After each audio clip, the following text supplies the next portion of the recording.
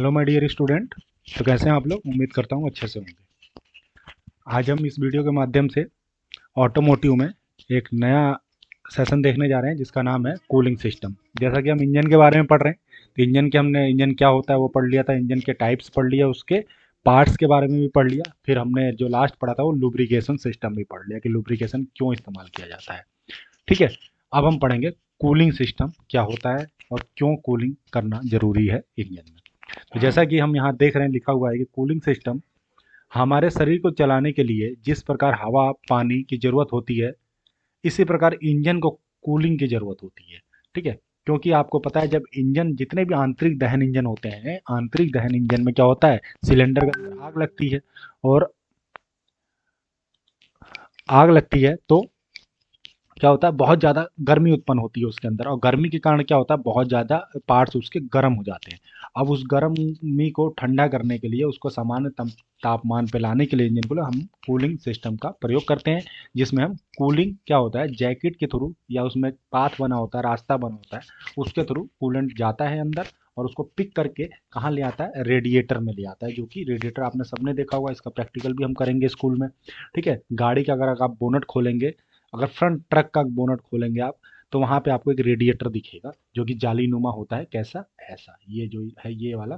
ठीक है, ऐसा कुछ होता है। ठीक है, तो इसके अंदर आके वो ठंडा हो जाता है। ठीक है, अब देखिए कूलिंग सिस्टम के तीन प्राथमिक कार्य होते हैं, और कौन कौन से कार्य होते हैं? देखिए, पहला कार्य यह है कि यह इंजन से अतिरिक्त गर्मी को बाहर निकाल देता है। ठीक है, भैया क्या करता है, जब कूलेंट चलता है, कूलेंट जब चलता है, ठीक है, तो क्या करता है, जहाँ जहाँ इसके जैकेट बने होते हैं वहाँ वहाँ जाता है, और वहाँ की गर्मी को क्या करता है, क्योंकि कूलेंट ठंडा होता है, और जो भी जहाँ भी जब ठंडा और गर्म चीज़ आपस में मिलते हैं, तो जो उष्मा होती है वो ठंडे से, वो सॉरी गर्म से ठंडे की तरफ चले जाती है। तो क्या करता है, वो अपने अंदर अवशोषित करता है, फिर उसको रेडिएटर में लाकर छोड़ देता है, जहाँ पे वो ठंडा होता है फिर से कूलेंट। ठीक है, तो ये प्रोसेस इंजन में चलता रहता है। ठीक है, अब दूसरा क्या कार्य है इसका, इंजन के चलने के तापमान को एक जैसा बनाए रहता है।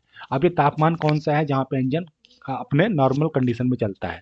तो 71 से लेके लगभग 82 डिग्री सेंटीग्रेड तक इंजन क्या है, सामान्य तापमान माना जाता है। जैसे ही इससे ज़्यादा होता है, मैंने एक रेंज बताया कितना, 71 डिग्री सेंटीग्रेड से लेके 82 83 डिग्री सेंटीग्रेड तक एक सामान्य टेम्परेचर माना जाता है। इससे जैसे ही ज़्यादा टेम्परेचर होता है इंजन का, अमूमन इससे होता ही है ज़्यादा, क्योंकि उसमें आग लग रही है और आग 100 डिग्री से ऊपर चला जाता है।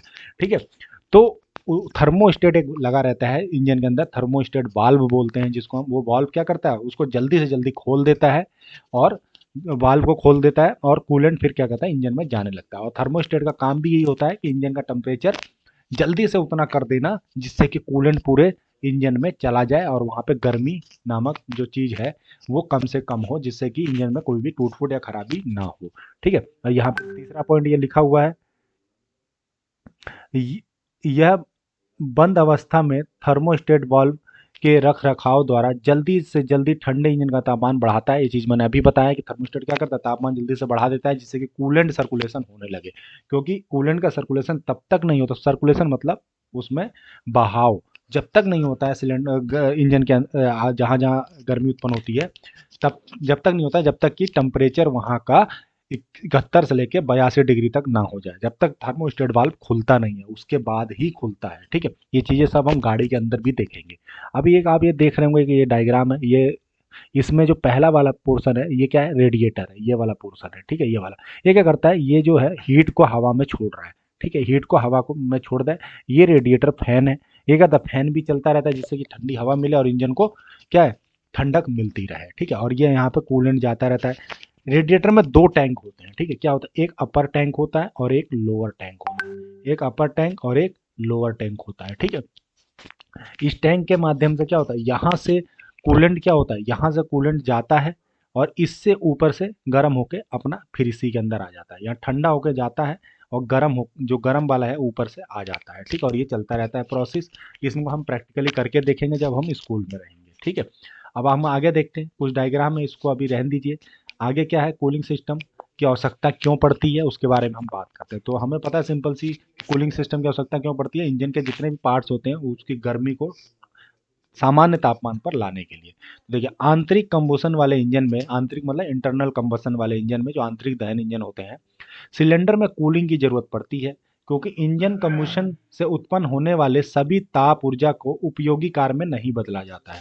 जितना भी ताप उत्पन्न होता है वो सारा का सारा क्या होता है, कार्य में नहीं बदल पाता है, तो वो क्या होता है, पार्ट्स उसको अवशोषित करने लगते हैं। ठीक है, तो इसी कारण वो पार्ट गर्म हो जाते हैं, और उनको गर्म करने के लिए, गर्म हो जाते हैं तो ठंडा करने के लिए हम क्या करते हैं, कूलेंट का इस्तेमाल करते हैं। और कूलेंट जिस यूनिट से इस्तेमाल किया जाता है उसको क्या हम बोलते हैं, कूलिंग सिस्टम बोलते हैं। ठीक है, ये चीज़ है। अब यहाँ से देखते हैं, सिलेंडर के आसपास पानी या कूलेंट चलाया जाता है। ठीक है, मेन जो गर्मी उत्पन्न होती है ना वो सिलेंडर के आसपास ही होती है।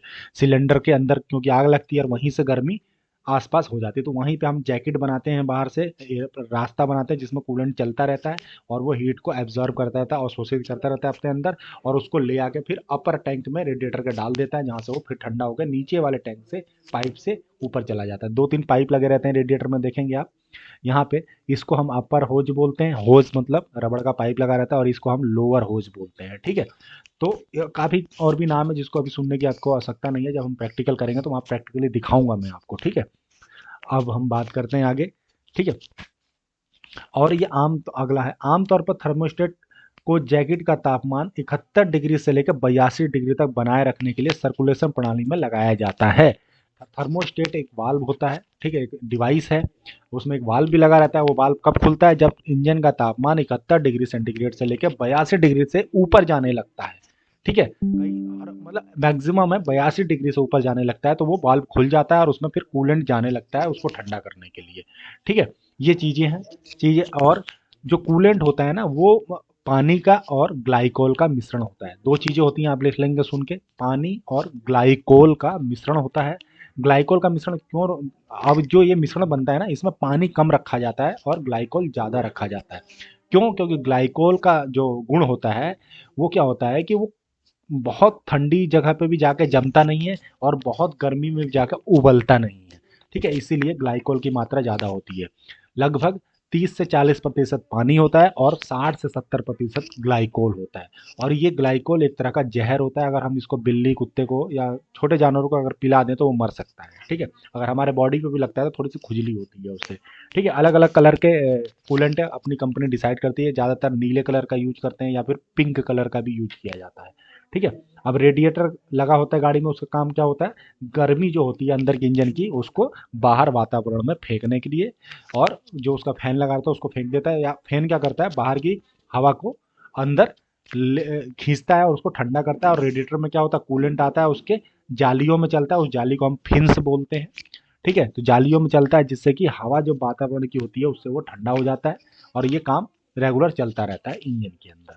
ठीक है, तो ये हमारा क्या था, कूलिंग सिस्टम था टोटल। इसको मैं पीडीएफ बना के भेजूंगा, आप लिख लेंगे, डायग्राम आप नहीं बनाएंगे। ठीक है, चीज़ें बस यहाँ से लिखना शुरू करेंगे। ठीक है, कूलिंग सिस्टम यहाँ तक, यहाँ तक, फिर आप नीचे आएंगे और फिर लिखेंगे आप कूलिंग की आवश्यकता क्या क्या पड़ी यहाँ तक। ठीक है, तो ये आप लिख लेंगे कहाँ तक, यहाँ तक। ठीक है, तो ये चीज़ें आप लिख लेंगे। इसका जो रिक्त स्थान है, रिक्त स्थान की अगर हम बात करेंगे, ठीक है, तो इसको मैं लिख के आपके ग्रुप में भेज दूंगा जिससे कि आप वहाँ से नोट कर लेंगे। ठीक है, तो आज के लिए इतना ही बच्चों। शुरू से एंड तक वीडियो को देखें, और कुछ बच्चे वीडियो नहीं देख रहे हैं उनसे भी अनुरोध है कि वो वीडियो देखें पूरा, जिससे कि आपको चीज़ें क्लियर होती रहे। तो आज के लिए इतना ही, धन्यवाद।